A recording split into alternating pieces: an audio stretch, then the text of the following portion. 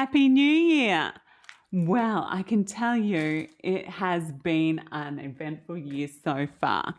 First of all, we were on New Year's Eve, it was mandated by the Victorian Premier that we actually, as a Victorian, needed to return to our home state or we would be locked out by midnight the following day, which was New Year's Day.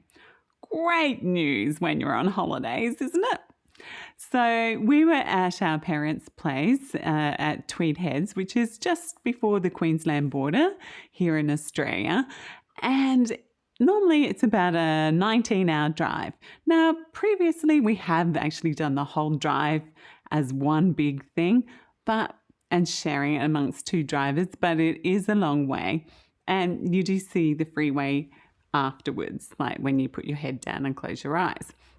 We didn't want to do that, but with the mandate coming out like that, and we only found out on New Year's Eve at about 5:30 in the afternoon. He'd only released it at 2 p.m. Not much time to get back from wherever you are to Victoria. Australia is a big, big place. So off we jump. We get home at like 5:30 in the afternoon to our parents. We find out that we need to, get back by the following night at midnight. We pack up everything, jump in the car, and off we go. So we spent New Year's Eve, or at the strike of midnight, we were passing through Glen Innes on our way to Victoria, and Glen Innes is a country New South Wales town. So we we drove through, and not long after that, we decided that we needed a bit of a rest. So we had a bit of a nap in the car for about 3 hours with, those annoying pesky mosquitoes that you keep trying to hit your face with that must have managed to get in the car. I don't know how. I would like to thank Dan Andrews for my great New Year's Eve and my great New Year's Day. And of course, my fun wedding anniversary. Woohoo! Thanks, Dan. You're the man.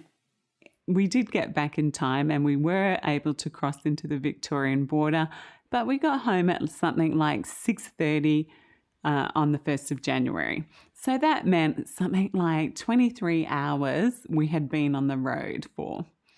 And we were exhausted and had a shower and fell into bed and woke up the next morning. And because our border entry pass said that we must have a COVID test within 24 hours, we, like good citizens, turn up at a COVID testing site at just like 6 minutes past 9 o'clock.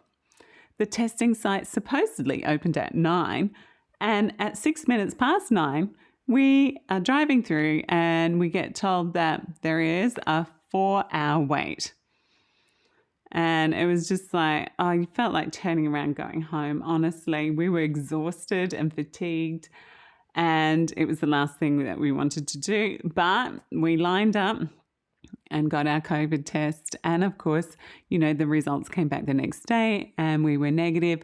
But supposedly we are still quarantining at home for 14 days. This is regardless of the fact that we did not visit a red zone, which is in Australia classified as a COVID zone or a hot zone and is isolated. We didn't do that. But anyway, quarantining we are. So needless to say, it has been an adventure. Yes, driving 23 hours, an adventure. So I know that under extreme circumstances, I can do great things.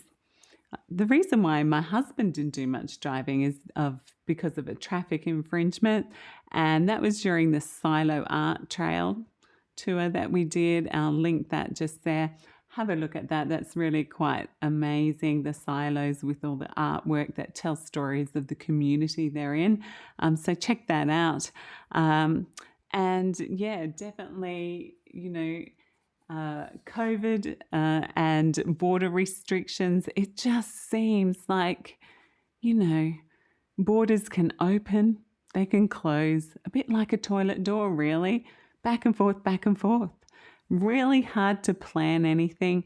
And it's through all this time that we realize that, I already know this, but we realize that when we can't see our families and we're only contacting them through devices and FaceTime, it's not the same.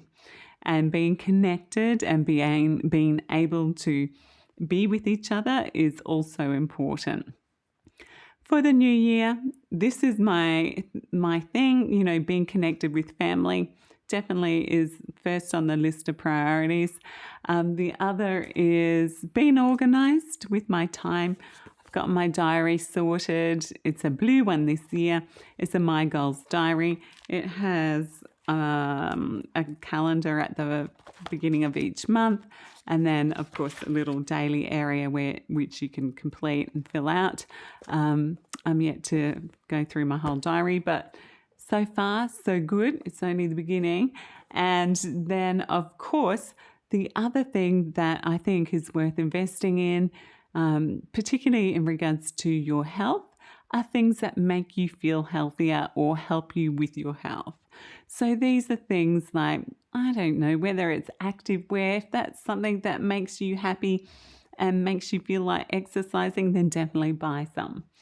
If it's something like this Aura ring, which I have suggested before and spoken about, it actually, Aura is the name of the company, like so.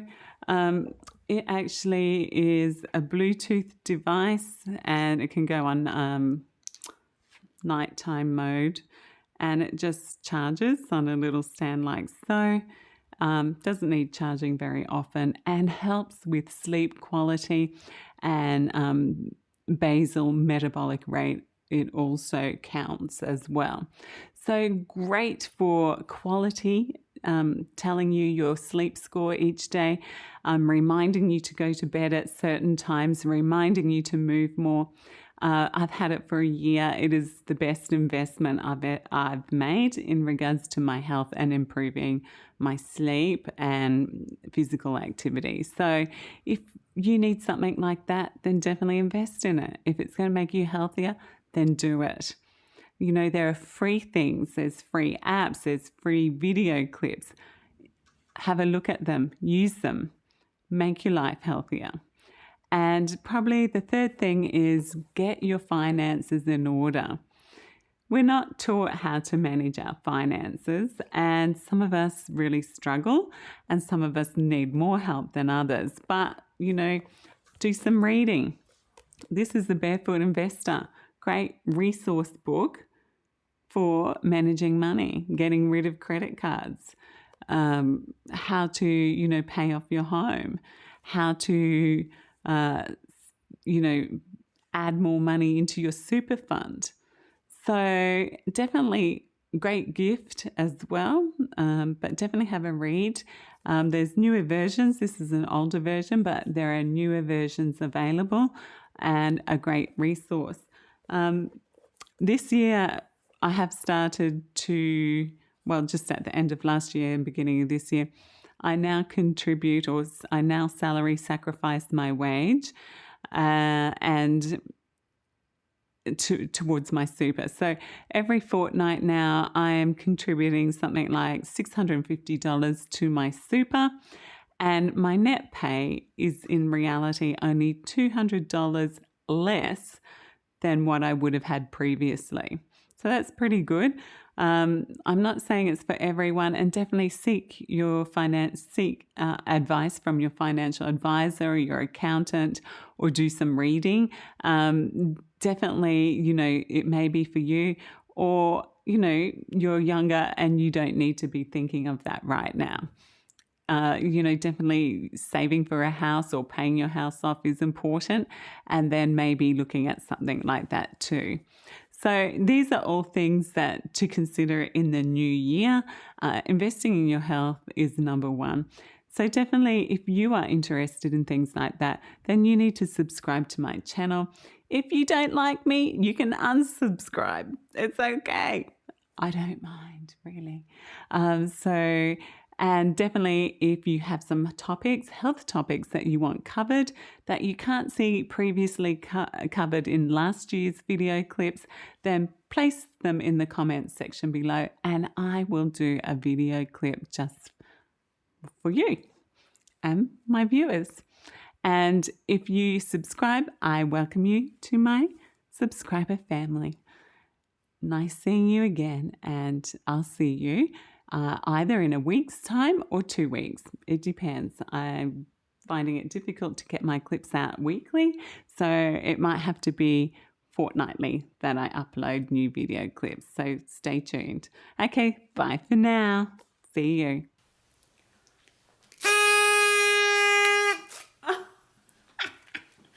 Fail. My papa didn't pop.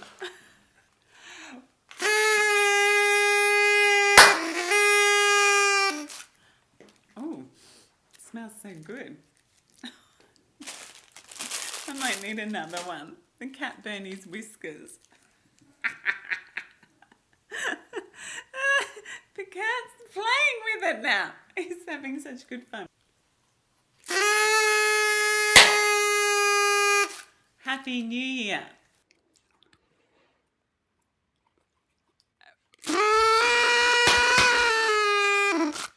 Happy New Year. No! I didn't want them to burn on the carpet.